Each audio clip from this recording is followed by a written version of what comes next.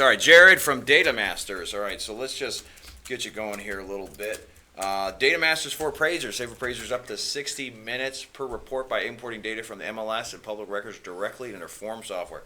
So just to be honest with you, Jared, I am a DataMasters appraiser, or when I'm doing appraisers, was a DataMaster appraiser, and I was surprised that not a lot of other people took advantage of the service. So just, tell everyone a little bit about DataMasters. Now, keep in mind, he says that was how many years ago? Half a decade ago when you were like probably 6 years ago. Yeah, probably 6 years ago. But I mean, so this is it's changed a lot, sure. But I'm sure the fundamentals are the same. So talk a little bit about it, or tell us all a little bit about yourself and what DataMaster has.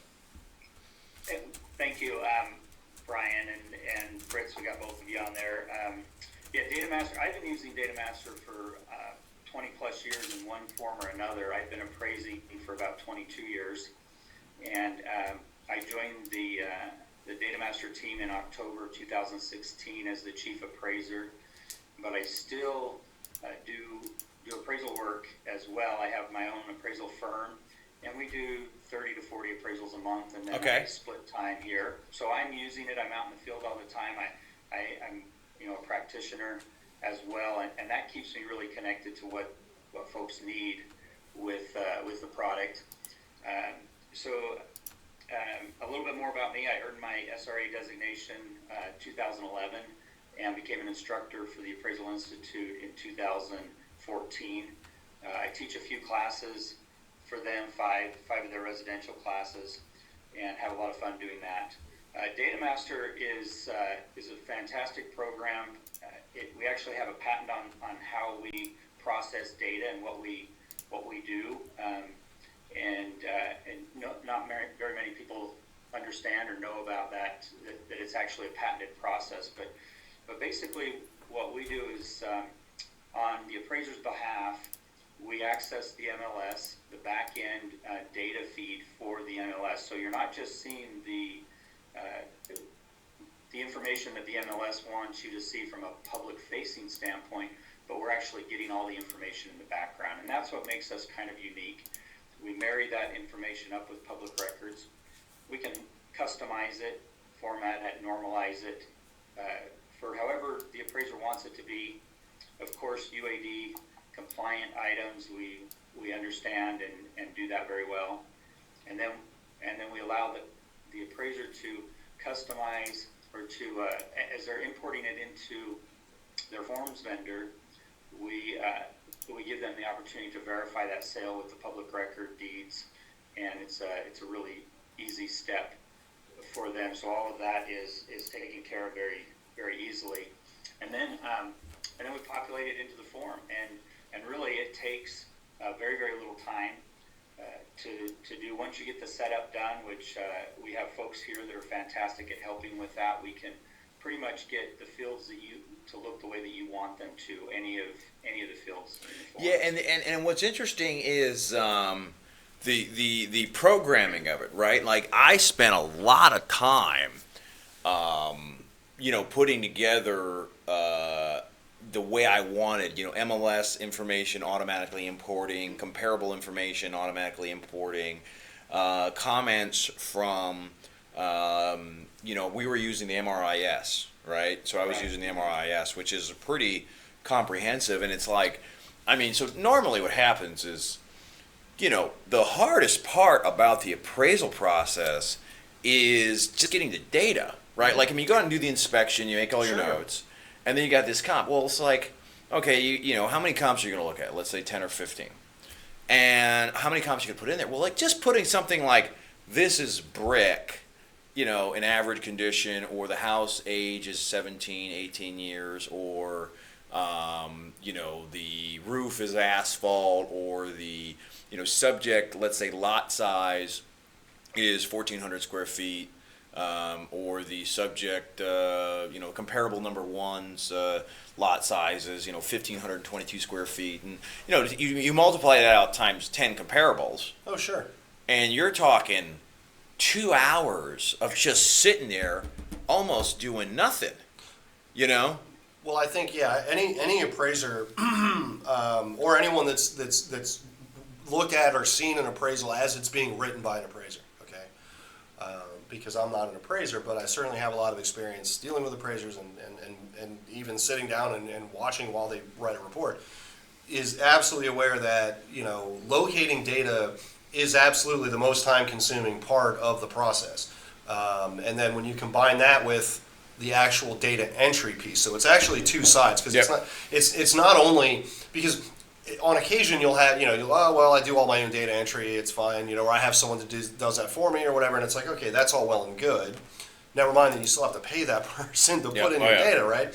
But it's not a time savings on one side. It's actually on both, because importing that data or being able to filter that data to only get to drill down and get the right comps really simplifies the process, and then and saves you that time. And then again, the import on that, where you're now not having to do data entry yourself and actually type the stuff in, is going to help you expedite the report. Now, well, that's true too. And then the verification side. So now you have to either call that agent, or you have to look up the doc number on public record or something. Yep. We bring all of that in as well. So that could save another 15-20 minutes if you're using 5 or 6 comparables, looking up all those doc numbers, making a copy of them for your work file. All of that we present as well. So we can bring it all in at the same time. yeah, and it's one of those things where, well, tell me a little bit. How many appraisers are using DataMasters right now? I'm not exactly sure. I know it's over 4,000 on a regular basis. I don't keep track of the actual numbers. Okay. But it's significant.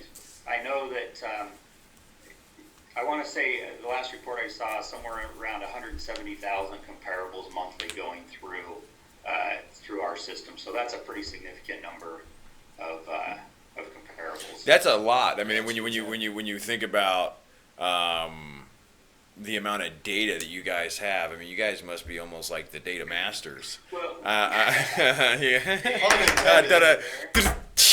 All right, I know. All right, we're Baseball.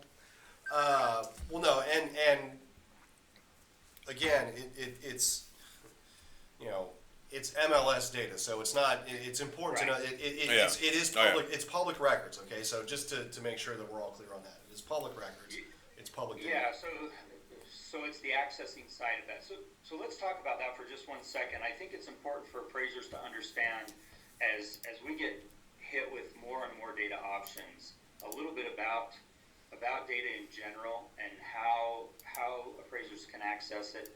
And also, there's a lot of tools now that are coming out that, the new USPAP AO Advisory Opinion 37 puts the responsibility squarely on the appraiser for understanding the tools that they're using.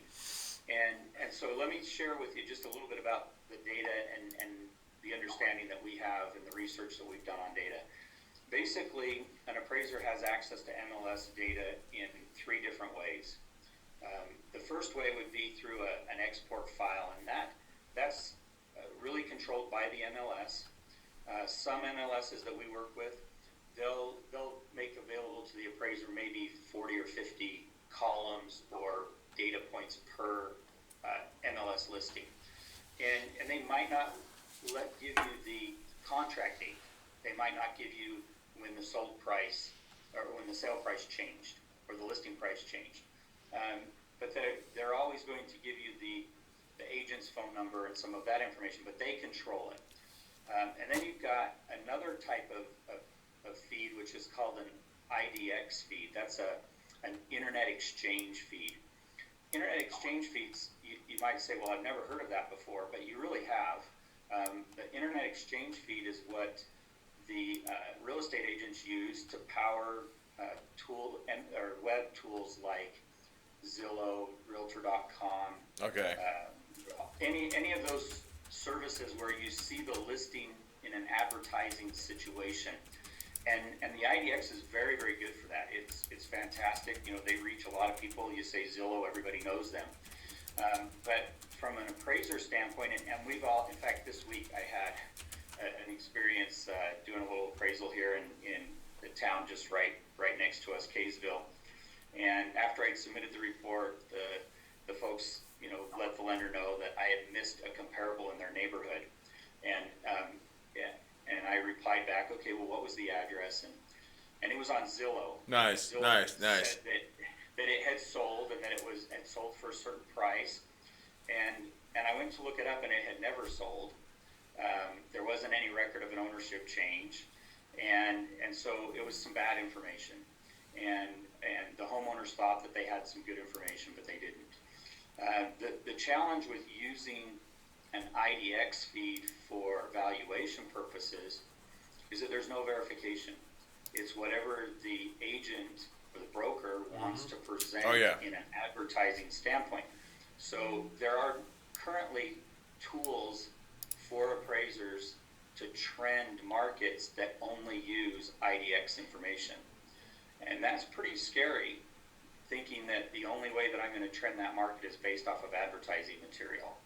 And so as the that's pretty, and it's one of those things where it's like, I mean, the accountability doesn't go away either, right? And that's where, absolutely not, no. And so that's the thing that you've got to be aware of is where your data came from. The last way for an appraiser to access data through the MLS is called the RETS feed, RETS. And that's the real estate transaction information that powers the MLS, the back end of the MLS. Okay. And as for DataMaster, what we do when we set up with your MLS, with any of the MLSs that we interface with, we go in through the front door and we say, here's what we want to do. We'll credential or make sure that the appraiser is a member of your board, and we don't store any of the data. We want to access the data that's on your server. Okay. And then they give us all of the information. You give us that MLS number, we go back in and we get all the information associated with that.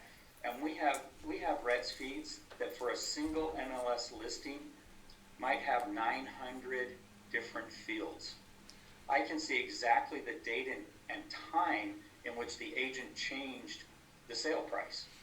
Or a lot of stuff that you don't even see as you're logging into your MLS account, which means that we can present information to the appraiser in a much more consistent, credible way. And now the appraiser's in control, because we give them the data and they say, yep, I want that, or nope, I don't want that.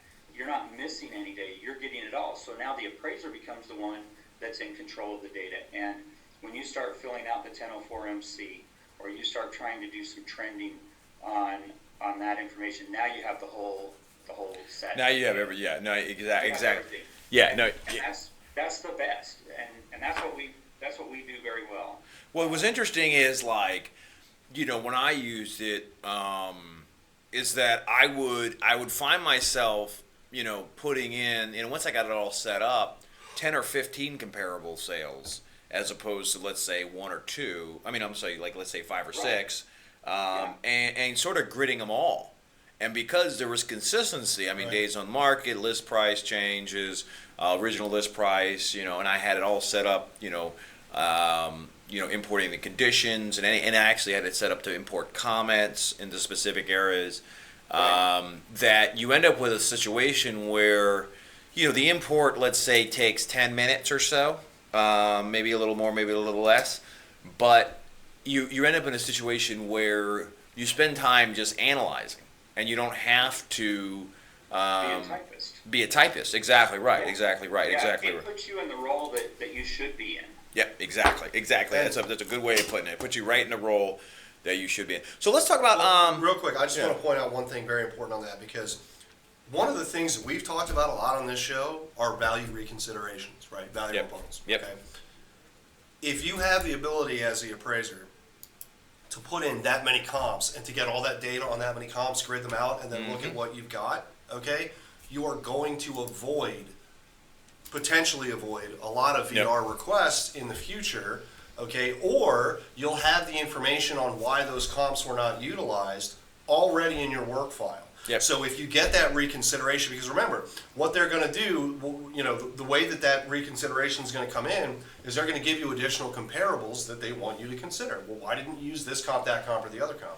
Now, if you've already imported that as part of writing the report, and you have to some extent considered it but then excluded it, you already have that information available in your work file. So not only are you able to, one, potentially avoid the reconsiderations because you've got a better data set to work with, okay?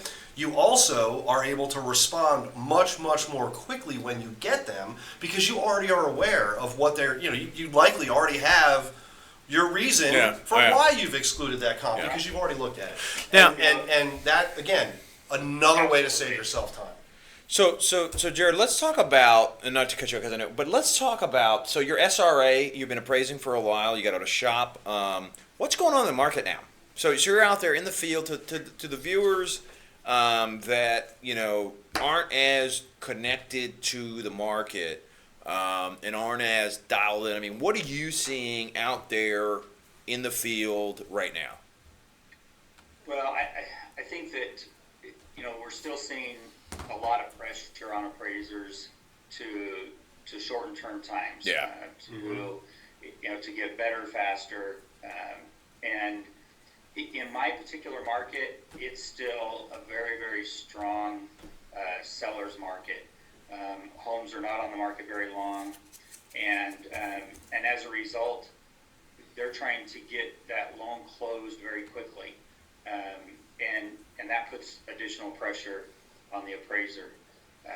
Across the country, as I talk to appraisers that we deal with, we cover about 70% of the MLSs across the country, and so we have a pretty good sense of what their workflow is, and we can see the volumes as they're coming through.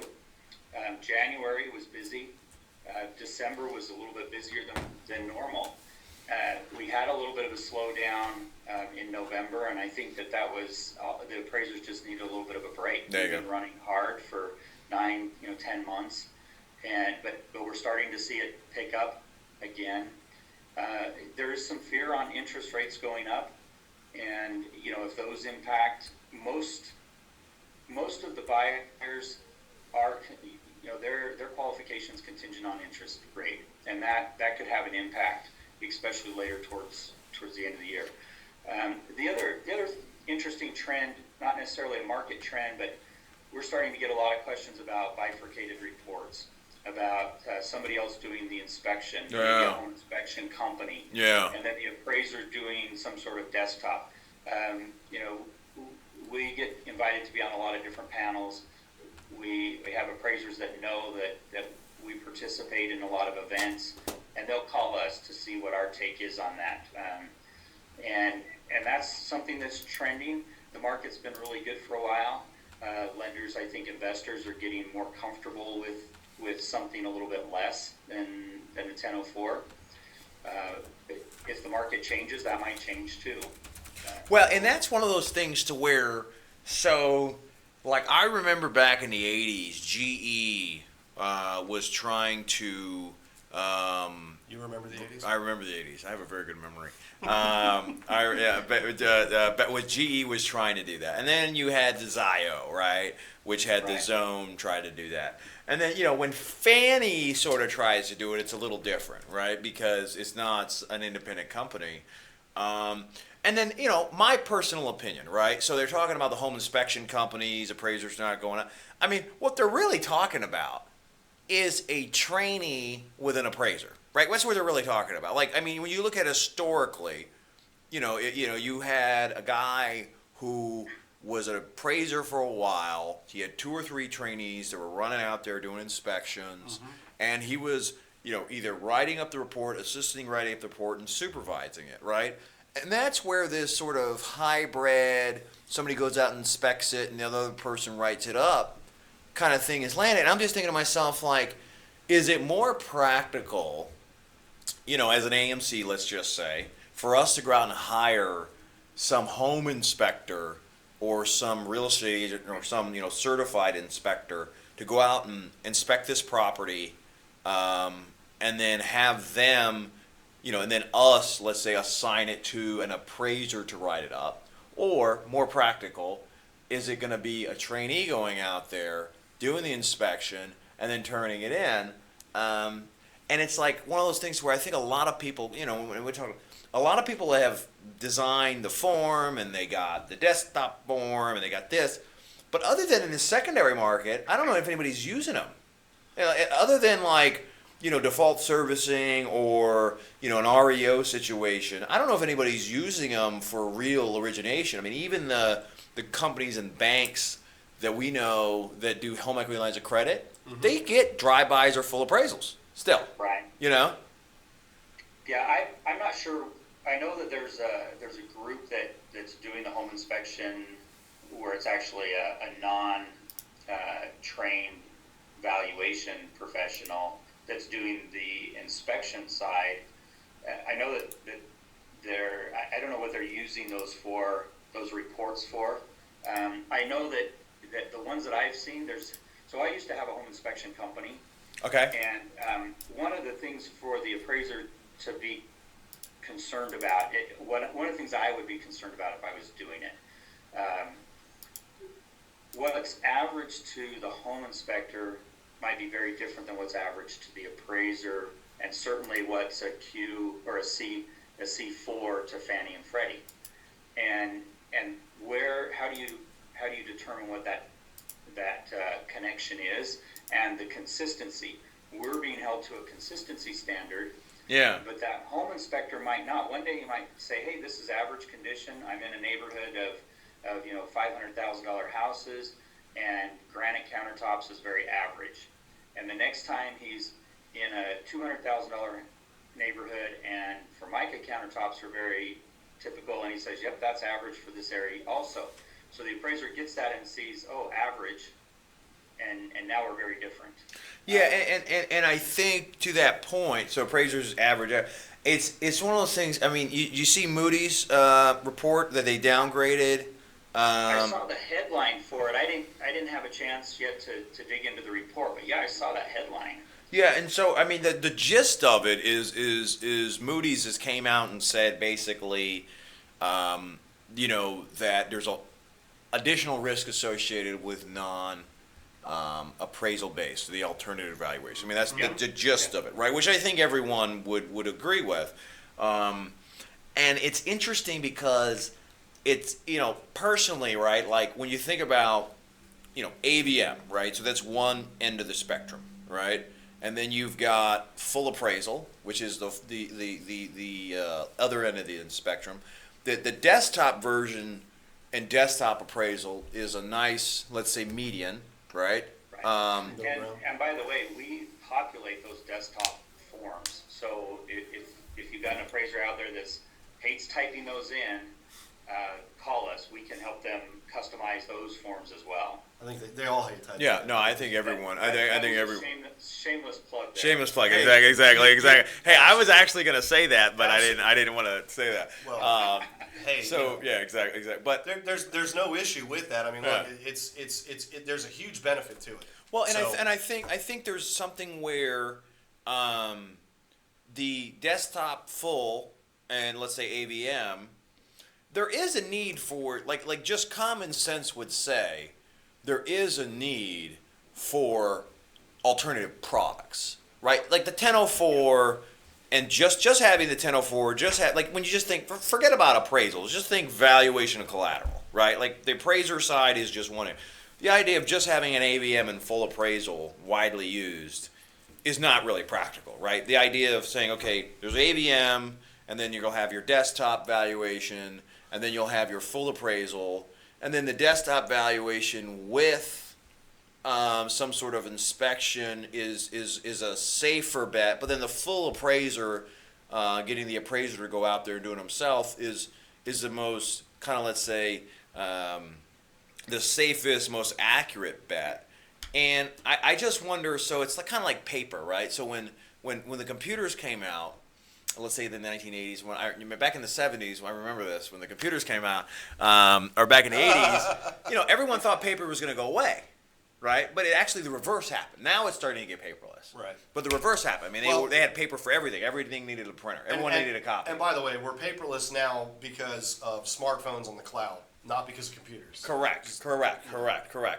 And scanners and all these other things. And so there's a part of me that thinks, that with this desktop and alternative valuations and multiple products being offered by an appraiser, number one, you have more to sell, which is important, right? But number two, that, with a lower price point or with a different turn time, with a different product offering, they're going to be able to collateralize a lot more things, right? And I give you an example, right, where like Bitcoin, the blockchain technology has enabled, like in countries like Egypt, right, where people have owned the land for 1,000 years, and everyone has a house, right? Just everyone has a house, and people. Well, what blockchain technology has been able to do is they're able to because the government, there's no record of who owns the land. There's no deeds. This is thousands of years passed down to generation to There's generation. a hieroglyphic somewhere. Right, there's a hieroglyphic somewhere. What it's been able to do with blockchain is use that to collateralize the house, meaning like there's a record associated now, so they could get a loan on it. Right. Well, something like if you're going to apply for a $50,000 line of credit at your bank, and you're going to do it online, you're going to go to abclender.com. Well, to your point, speed is important, right? It is important. It's a factor with loans. If you want to buy a house, if you want to get something. Well, having a desktop valuation offering to where you can get it, relatively quickly and is accurate, I think is going to enable more appraisals to be ordered at some level, right? Sure. Just different types. Well, the other thing, when you have an appraiser touching it, you have that level of professionalism and competency. And I think, I've been appraising for a long time. There's a lot of homes that I feel very comfortable with a desktop product. But there are some other ones that, maybe I don't feel as comfortable, or the guy I'm training right now, I don't want him doing a desktop. Yeah. I'd like him to go with me.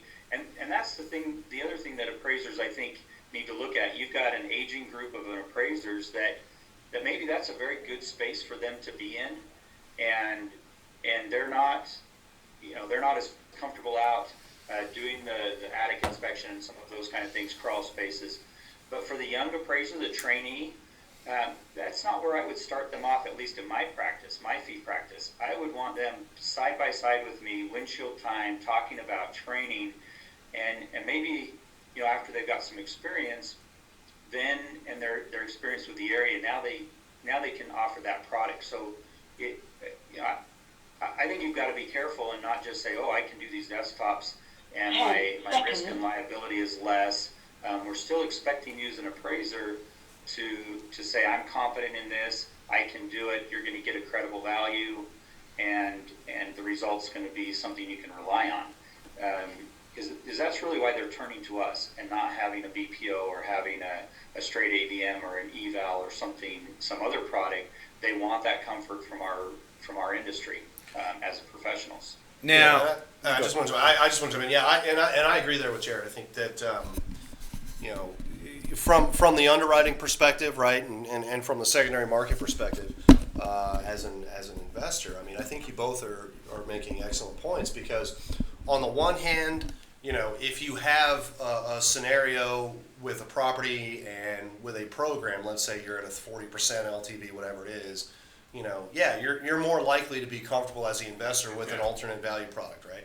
So now at the same time, I 100% agree with Jared in that, look, if you're, and I'm saying this as the guy who runs an appraiser network for National AMC, I agree with you 100%. If you're going to be training someone on how to appraise and how to learn the art of being an appraiser, okay? Yeah. I agree. There's no way to replicate the windshield time and the experience in the field, because you're going to see things, this, you guys both can speak to this as appraisers. You'll get something presented to you for an order, and you'll look at it and you'll say it's this, and you'll know that, and you'll get all the data, and you'll do all your due diligence, right? And then what happens? You arrive on site, and it is not that at all. It is something completely different, this is what right? You do. This is what you do. You as you drive up to the house, you feel. Well, this is 100% accurate. And this was before GPS. As you drive into the neighborhood, there'll be a house that you pass, and you'll say something to yourself like, "Look at that thing," And that's the one. And you can't see the address yet, and this is Right. before GPS, and you'll say, "Damn, I imagine appraising that one," and sure enough, That's the one. that is the one. Yeah. So again, so Jared's saying, I mean, You know, as the person responsible for running a national appraiser, Yeah. right, for managing the appraisers in a national appraiser network, I am very, very happy to hear Yeah. Jared say, no, I want my trainees with me in person, because there's no way to replicate that level of experience. Yeah. And I think that's one of the reasons, quite frankly, why there hasn't been a wholesale move industry-wide to an automated value model. Because, for one thing, the job of what the appraiser is doing in providing the collateral valuation is too important to fully automate, okay? And you can't take the human element out of it, because the appraiser can go there and again, to your point, can discover or find things, or will find things. They'll see the defects. They'll see the defects in the property and in the situation with that property far more clearly yep, oh yeah. than any automated program, and also far more clearly than an average person, than a lay person who doesn't have that same level of experience, doesn't have the continuing education, okay, and all the other things that you guys have to do to maintain that certification, because it's not an easy thing to do. So Now, Jared, you've made my day, Jared, by the way, by saying that, so I now, thank you. Jared, real quick. So you said something about appraiser population, right? And an aging appraiser population, right? Mm-hmm. And Right. so, from my perspective, right, appraising has traditionally been a second career for a lot of people, right? Where they were construction guys, they were home inspectors, and there has been some that have been appraisers that, throughout their whole life. But I usually run into two scenarios with people. One is, I was an appraiser and now I do this. Right. Right? Like Tim Wilson, the CEO of Long and Foster. Right? So good buddy of mine, Tim Wilson, the CEO of Long and Foster. He was an appraiser and a loan officer at the same time. If you'd like to be on the show, Tim, So please he contact worked us. for a bank, and he would literally, this is 100% true. He worked for a bank, and he said on one side of the form was the loan application, Mm-hmm. and then he would turn a piece of paper over, and then that was the appraisal portion of it, and he did both, Wow. right? And then he went into the mortgage industry. And then you hear the second version of it, which is they were a realtor, they were accountants, they were a QC. contractor, I worked in QC, and then I did that for a couple of years, and I decided to become an appraiser because I didn't want to do something else. And so my question is the appraiser population actually aging, or has it historically been a sort of older an historically older type of profession? Because like the average loan officer is well into his 50s as well. You know what I mean? So it's like, and it's like, so you know what I mean? Right. I know what you mean. I know that Rick Lifford, who's the founder of DataMaster, he'll tell you that when he started appraising, that the average age was around 62. I don't know that everybody kept track as 40 years ago when he started appraising. I know that it is generational. That I've trained 6 appraisers. One of them was a family friend. One was my brother. I have people that call me up and ask me if I'm going to train. All of them have been younger than I was at the time I was training them. But as I go out and about in the field, I did a conference not too long ago in Southern California for an organization, and in the room there were 25 appraisers. There was one trainee, and only 8 of those 25 did residential work. The rest not residential, but origination work. The rest were doing non-lender work, and they were plus 70. And they were guys and gals that knew the market very, very well, and had attorneys and property management companies that so maybe it's just this finite group, this group that's 10 or 15% of us that kind of move into that stage, and they're the ones that handle that work that's not traditionally loan origination. Technology, I think, has allowed the appraiser to continue to work beyond what you normally would see them working. It's much easier now on me to do an appraisal than it was 20 years ago when I started. I don't have to go to the photo mat every day. That's 100% true. Yeah. That's 100% true. I remember, going exactly Moto Photo, right? Yep. And I have an account there, $1,000 a month, easily. And I mean, you take the photo, and so it's funny because not only the photo, but remembering what the house was, right?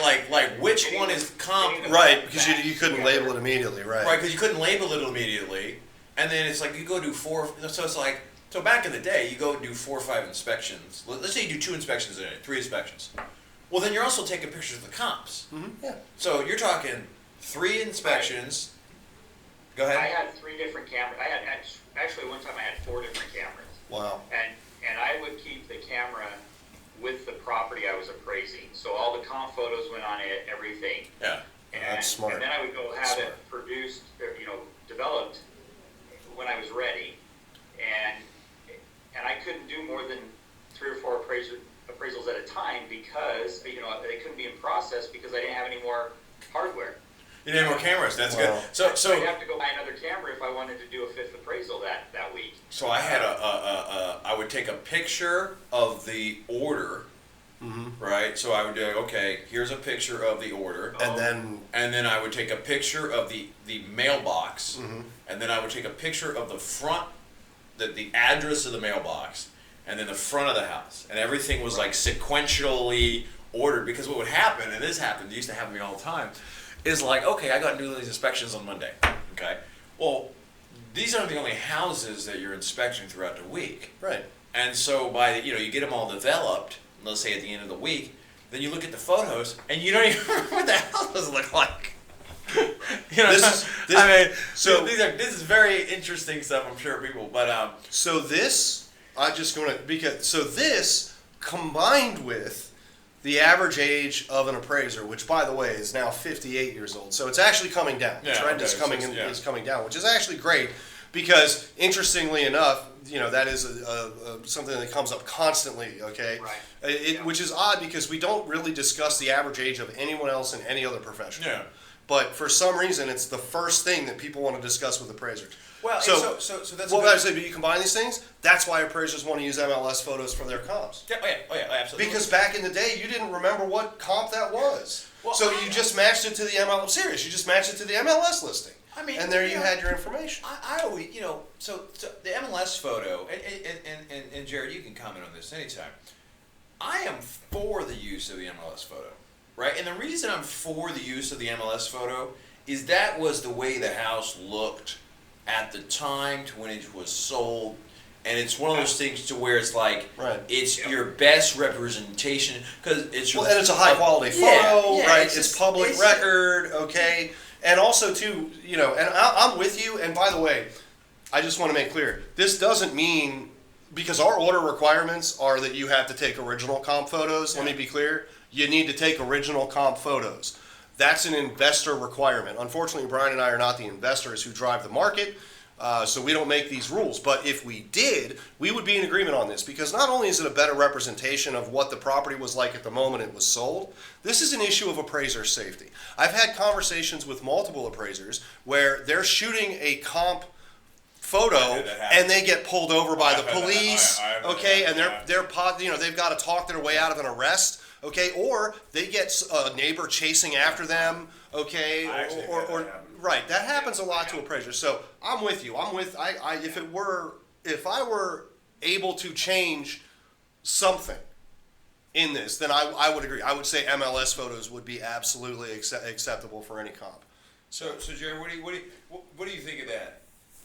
Oh, I agree. I agree 100%. I often, I've looked at the photo that I am driving the house and it's got a brand new roof on it now, but the MLS photo shows the roof,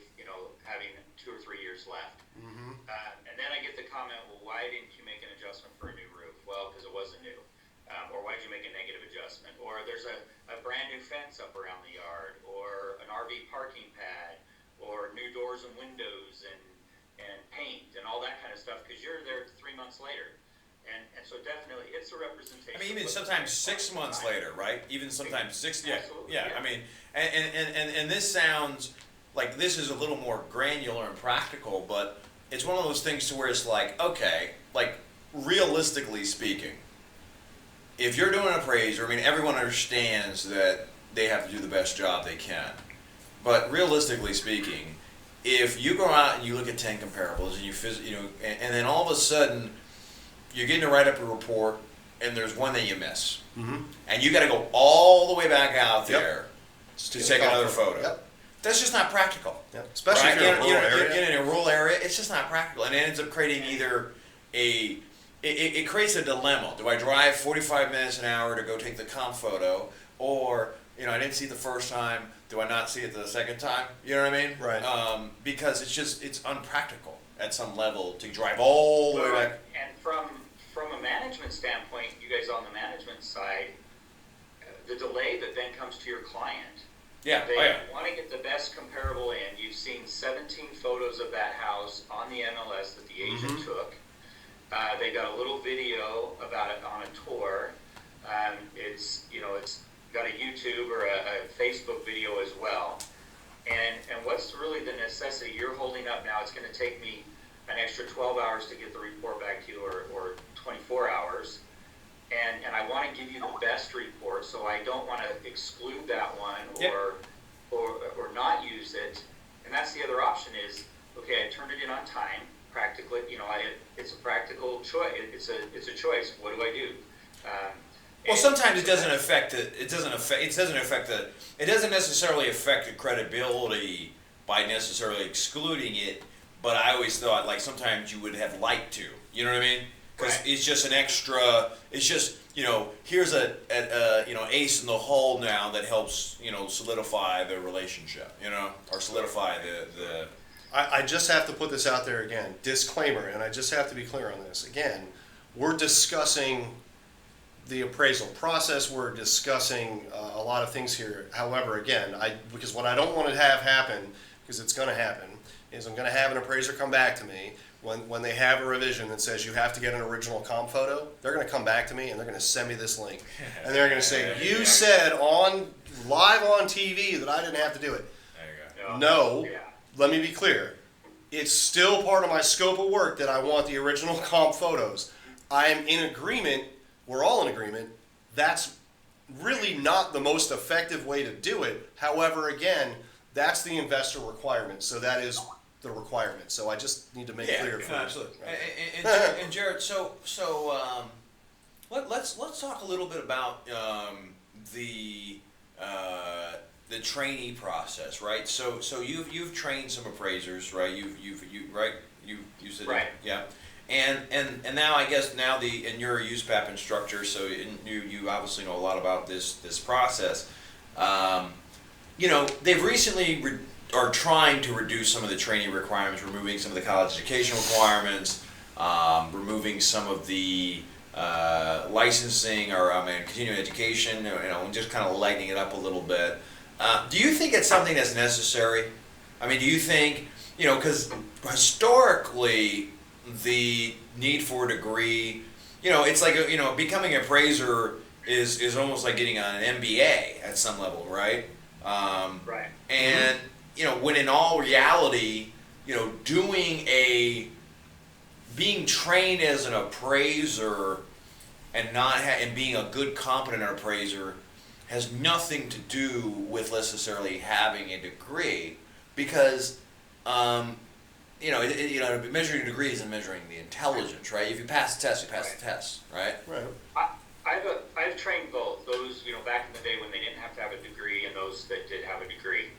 The only part that I think that the degree helps with is, well, there might be a couple of things, and somebody might argue differently, but in the writing or putting onto paper what you're thinking about the home or the subject property or the comparables of the market, it seems to be that those that have had to do that in a classroom setting have been challenged. That might come more naturally or easier for them. But honestly, that probably in the report writing side is the only thing. But there's certainly those that can write very well that have never gone to college. And to me, it's the more important side is the experience side. When I had somebody come and train, the very first thing that I had them do was look at comparables and help clean the data or verify the data. They didn't select the comparable. And then the next thing, I wanted them doing the cost approach. Yeah. And the reason was the cost approach, they had to figure out what the components of the property were worth, the value of those individual components, and that got them very, very well rooted in a foundation of cost versus value. And that was just my process. Others do it other ways. And it wasn't until they had a little bit more experience that I said, okay, let me see which comparables you would use for this home that we just walked or that we just inspected. And it was always much faster training them that way because they got that foundation. And I think that experience foundation in the industry. I've trained somebody that never had bought a home before. Oh my gosh, that was the longest training ever. They were young, they were excited about the business and the industry, but they had never been to the closing table. Yeah. Mm-hmm. And for them to understand even why the report was being asked for, where it was going to be used later, they couldn't connect that. Those that just have experience in real estate, I think is much more important than a 4-year degree or an associate degree, or you can certainly get experience that way, but it's better in our industry, I think, boots on the ground. Let's talk a little bit about cost approach, sales comparison approach, income approach, right? So Fannie, traditionally, historically, you've all three approaches, right, were used. Right. And then over time, it's basically been sales comparison approach, Mm-hmm. right? Yep. But And the USPAP still requires you to consider all approaches and reconcile all approaches, no matter what the client wants, the Fannies and the Freddies. So you still have to go through that process of saying which approach is best or is the appropriate approach and lends to a credible result. And it's the appraiser's responsibility, not the client's responsibility, to dictate that. I'm a big fan of the cost approach. In my market, though, it's very relevant. If I was on the East Coast and homes are 200 or 300 years old or 250 years old, I don't know. I might think completely different about it. But in my market that I work in, a 120-year-old home is rare. That's not. yeah, and it's funny because personal opinion, I think a lot of the crisis could have been avoided if, back 2003, 4, 5, 6, 7, if all three approaches were used, because it would have, when you're doing all three, right, there's a level of practicality. Right. Right. Well, So this house is listed and sold for $550,000. So you've got 5 comps that sold for $550,000. But then you could build it for $350,000. right. And from an income approach perspective, just the general market capitalization rate in the area would determine it's like, let's say it's worth $375,000 or $335,000. I'll give you an example. Which gives you the gap, An example that happened 2 days ago with me. I have a real estate agent calls me, says, I'm listing this property in this western city here in Weber County. I think I can sell it. The agent says, hey, I want to talk to you about this. I think I can sell it for $375,000. I said, okay. It's on a third of an acre. It's 1,300 square foot up and down, 3-car garage, fully finished basement. And I said, how much would you think that home you could build it for? It's only 6 years old. Oh, a builder would be able to reproduce it for $250,000. Okay. I said, so what you're telling me is that the land is worth somewhere between $125,000 and $140,000 with depreciation of the material. And the agent all of a sudden stopped and said, oh no, not at all. Those lots are not even worth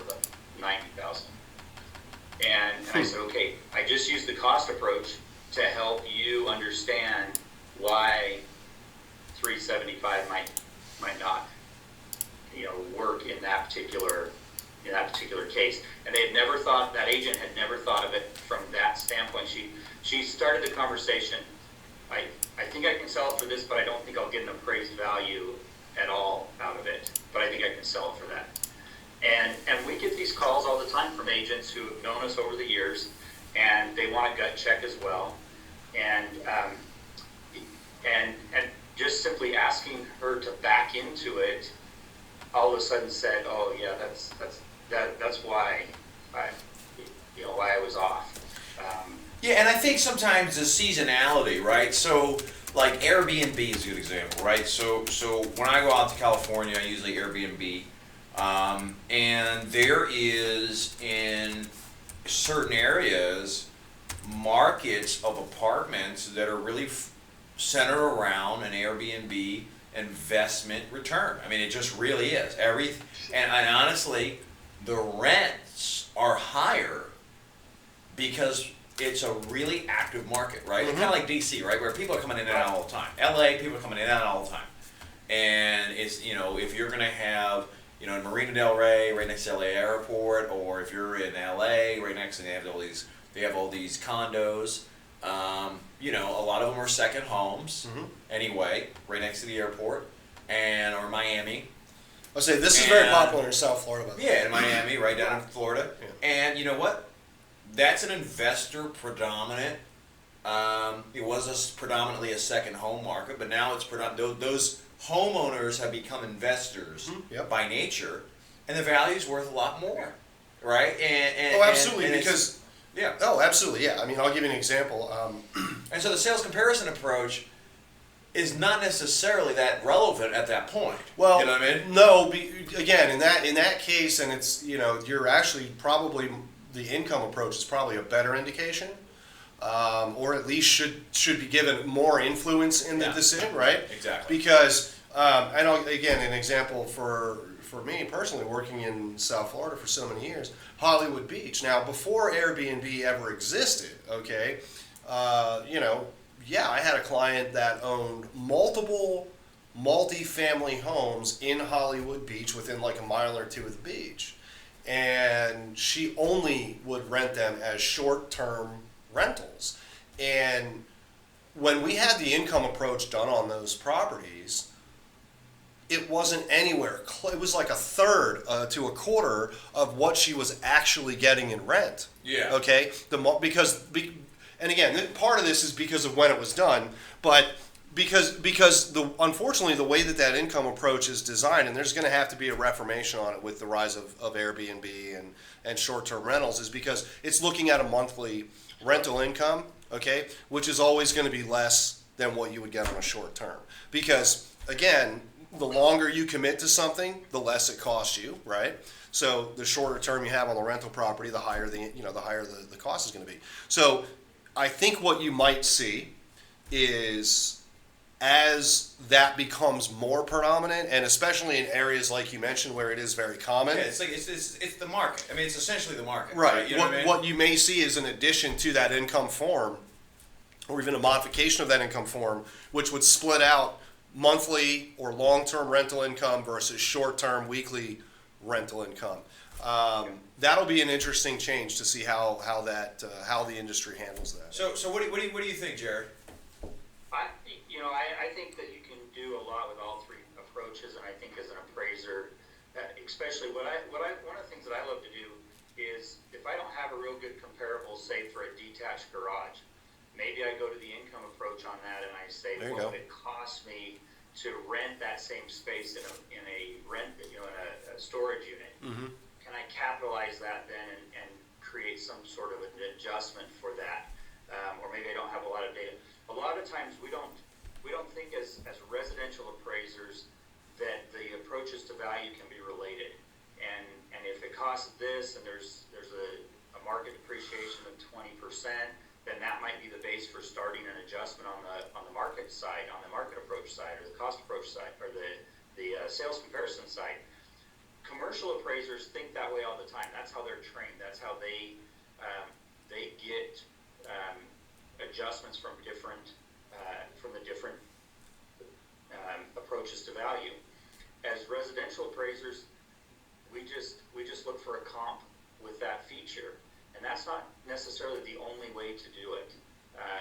And so I like being able to look at all three approaches, and I think there's value in that. And as the appraiser, you need to continue to keep your skills up and become educated. And if you're not as good in one area, then get the training and become a little bit better in that.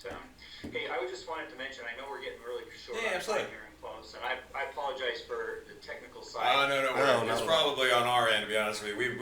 We've failed forward on this show, and I would love to be able to come on at a different time and show you the product and show your appraisers really where we save them. Yeah. 60 minutes a report. We are doing a special, and I wanted to mention that.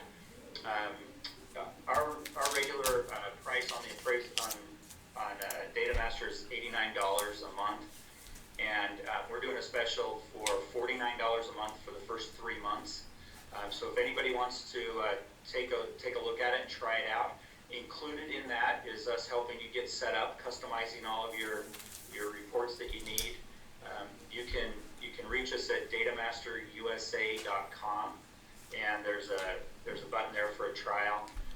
But we would love to be able to empower the appraiser, give you back some more of your time, make you more efficient. What would you, if you're doing 7 or 8 appraisals a week, and I can save you an hour on each one of those, what would you do with that extra 8 hours? Would you go golfing or fishing or do another report? We'll put that time back in your pocket. And Yeah, I mean that can make you so much more productive. I mean, it's one of those things where it's like you got to invest in your business, right? You really do. Right? Oh, sure. You gotta look, you got to. I mean, when you really think about how much you were spending on photos at Moto Photo, right, and how much you were spending on copies of paper and all. How much were you spending before 2007 on AA batteries for your digital camera? Yeah. Right? I mean, look, we can go. How much were you spending on? Excuse me. How much were you spending on gas when it was $4 a gallon? Right? How much were you spending on paper?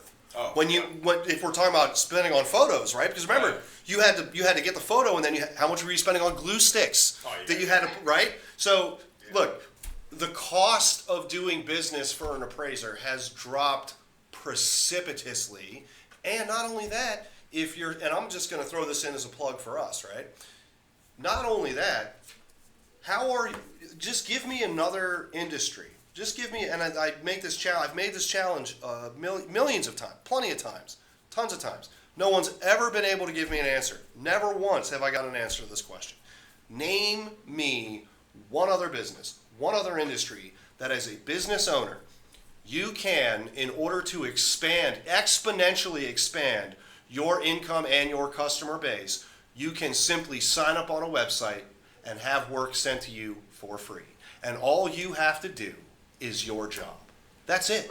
That's all you've got to do. Yeah. So the cost of doing business as an appraiser has fallen through the floor for all these reasons, not only technology, but also working with AMCs, okay? Because now you're not paying marketing costs, you're not paying salespeople to go out and sell your business, you're not having to spend your time doing that, you're not having to pay other people, okay, to do all those other things, enforce compliance and examine that kind of thing. You don't have to worry about any of that because the AMC takes that role. So if you're not willing to invest $50 to $100 a month, okay, in your own business, to literally give yourself back. Now think about this. There's 20 working days in a month. You got 4 weeks. If you're saving roughly 8 hours a week, you're literally picking up 4 extra days. You're picking up almost an extra week's worth of productivity by using that product. Okay? So you're able to get the income that you would take 5 weeks to earn, you can now earn in 4. That is absolutely an investment you should make. So Jared, we were talking about earlier, you're in your class, and there's a variety of appraisers. There's the commercial appraisers who do their own thing, almost a completely different world than the residential guys. You know what I mean? The real commercial guys, completely different world.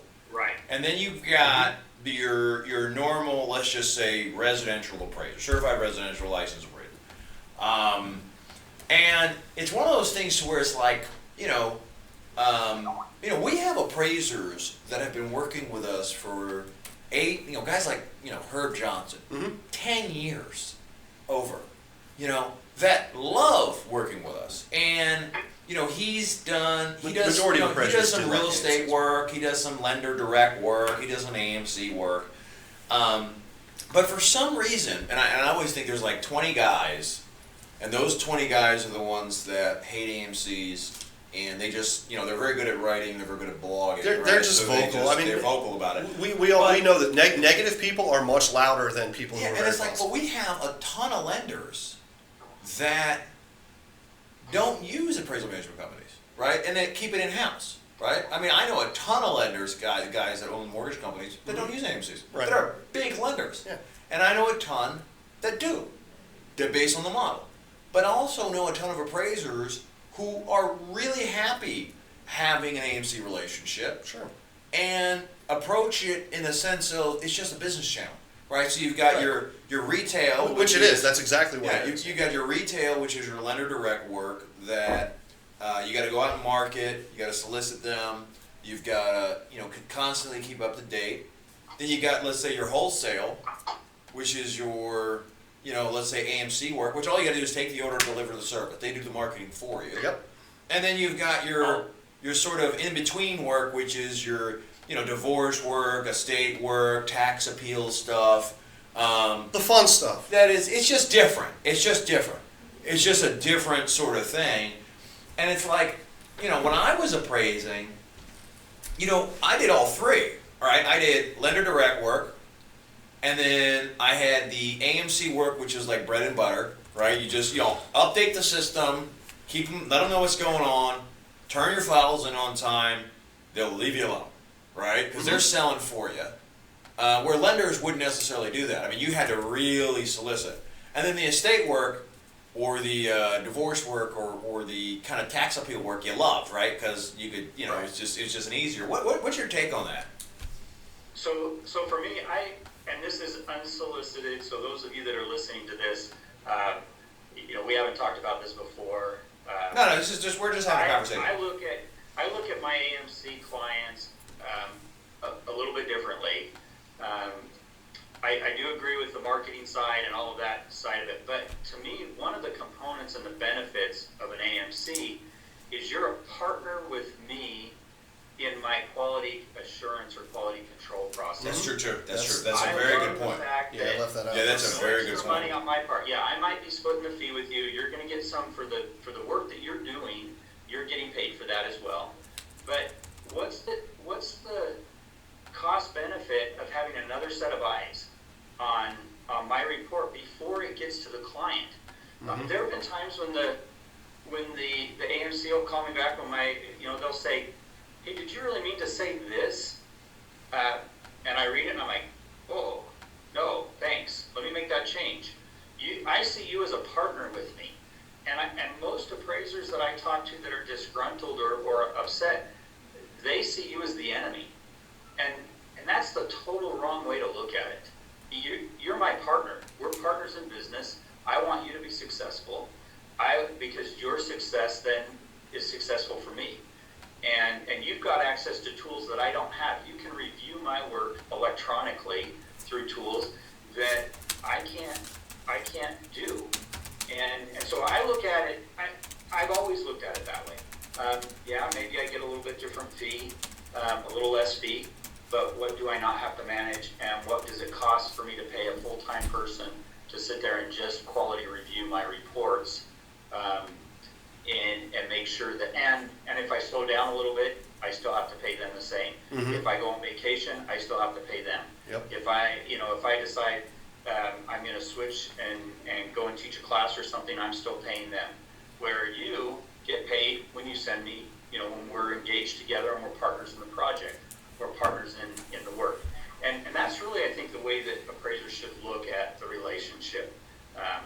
Well, and to that point, it's like the way I always thought is, you're running a business, right? and you're going to have, based on really the cost, what I look at is the cost of lead acquisition, right?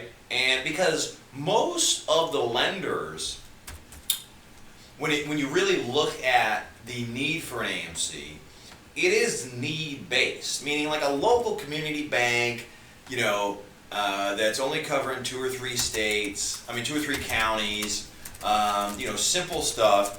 They got 10 appraisers on their panel. They have zero need for an AMC, right? They can have one person handle it all. But when you're a national lender in a call center, which is, a lot of the, NMLS licensing allows reciprocity in like 40 states. Mm-hmm. So a lender can get a license in one, has to apply for license in different states. But, with technology and loan officers, reciprocity, they can get licensed in like 40 states by taking one test and just applying for the license and paying the fee. So you're running into a situation where, they get one phone call from Texas in San Antonio. The next call is Dallas. The next call is St. Louis, Missouri. The next call is Tampa, Florida. The next call is Columbus, Ohio. And it really never, it's really never consistent. Meaning it's just one of those things where, they're getting them from all over the place. They would have no way of getting these appraisals assigned. They just wouldn't. And they would have to hire, of course not. They would have to hire 20 people Yeah. to do it, right? So the need's definitely there. And it should, what's interesting is, because I always felt like the if I was, the appraisal community, if they spun it positively, which could be just as easily to do, you would still have the same situation where some lenders do and some lenders don't. Sure. Right? It's just because it's a practicality thing. But then the relationships between the AMCs would be a lot better. And I guess we have a good relationship with all the appraisers anyway, so it's not that big of a. I just wanted your opinion on it because, the diverse work coming from, that most appraisers' businesses have,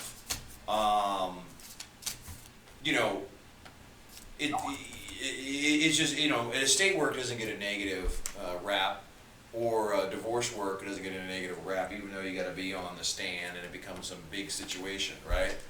And Right. so just, you know what I mean? Yeah, and Our tax work doesn't get negative work, a negative appeal, but for some reason the AMC does. But the fees are different for all of them. Estate work, divorce work, and were really hard to get. You know what I mean? Like that's a soliciting machine. You got to really go in there and get those attorneys to do it. Yeah. Well, I know we got to wrap up. Yeah. So sorry, Jared. This was fantastic, man. I love your opinion. I love talking with you. This was great. yeah, I do too. And I will say this, maybe, I really would like to get that demo so we can get that going. Maybe we can revisit this in a couple of weeks if Jared's got some availability. We'll talk about this. Love to. Yeah, and that would be fantastic because I think it would be very important. I would like for people to actually see it because here we are, we're discussing it, right, and we're getting pretty in depth on it. Yeah. At least in terms of the benefit to it, because the benefits are very evident, and it's very easy for us to discuss that, and that's very easy for people to get. It's another thing to actually see it in action, right? Actually see it function. That's I think a little bit more powerful and something I think that folks are interested to see. I'm interested to see it myself, just having the conversation. Yep. So I imagine the other folks will be as well. We're also going to be there's a couple places that if you've got appraisers that are traveling about, we're going to be in Nashville for the NAA convention. Okay. I'll be speaking there. I'm one of the guest speakers, and then we have a booth, and you can come and see the product there. We're also at the Val Expo in South Carolina. I think that's in just a couple of weeks, middle or end of March. The Nashville event is middle of April. But you don't have to wait for that. You can give us a call, and we'd love to jump online with you and go through a demo, get you set up, and get you start bringing some more profitability to your business. But thanks for having me on, and I really appreciate the opportunity, and you guys have been fantastic. Thanks, you. Jared. We Absolutely, appreciate buddy. it, and again, we look forward to having you back on, and we certainly appreciate you coming on with us and providing us what the information that you have and sharing the perspective with us, because it's a very important one to get and one we haven't had the opportunity to do so. Well, prior thank you, sir. to, so. Thank you, bud. Thank you. Thank you. So that was good, man. All right, so I'm gonna do the final, and then I'll let you kind of wrap us up. Yeah. That was fantastic, and I very much am looking forward to having Jared back on the show. Once again, Jared's with DataMaster. You want to check them out online. Check them out online on Twitter, on Facebook, on Google, everywhere. Just take a look at them, because particularly if you're an appraiser, you're in this industry, they really are providing something that will be beneficial for you.